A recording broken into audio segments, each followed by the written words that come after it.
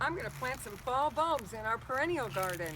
First, I take this small shovel, which is a really useful little spearhead spade, and I've excavated some holes. I'm going to plant 3 different kinds of bulbs.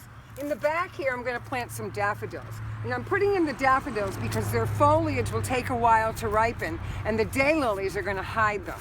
So I use an organic fertilizer. This is fish bone meal, which will help the bulbs to root in a little bit better.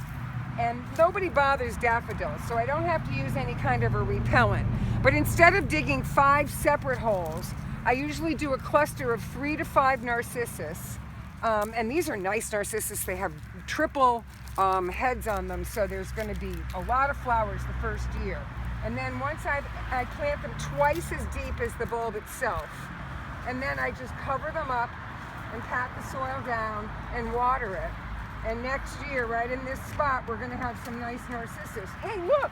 What's this? I excavated some irises that were already in that hole. We'll put them back. Now in the front hole, I'm going to do a double, I guess now a triple planting.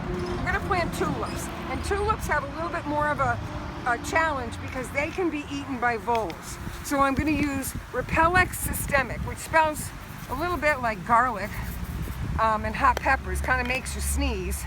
And the tulips, again, are planted twice as deep as the bulb itself. And the Repellex systemic takes 2 weeks to be sucked up into the bulb, and then it'll protect the bulb for the winter. And it really does work. We've been using this on the crew. Now, once I've partially covered those tulips, I'm going to put in the next layer of bulbs. Now, I was going to use these crocuses. These are giant blue crocuses. I would also be concerned that maybe squirrels might dig them up.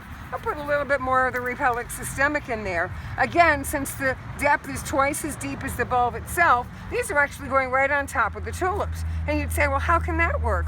Well, these will bloom in late March, and those tulips, which are 18 inches tall, they won't bloom till the end of April or the beginning of May. Now, when I dug this hole up, I dug up some Iris reticulata that had been in the garden for about 25 years. See the bulbs on them? So I'm also going to stick them back in. No problem, they'll be fine. You can see how a bulb roots once you've taken it out of the ground. These are really old irises. These also come up at the same time as the crocuses. So now we've got kind of a triple thing going. And so now I'm done with my fertilizer, my fish bone meal, and my Repellex systemic.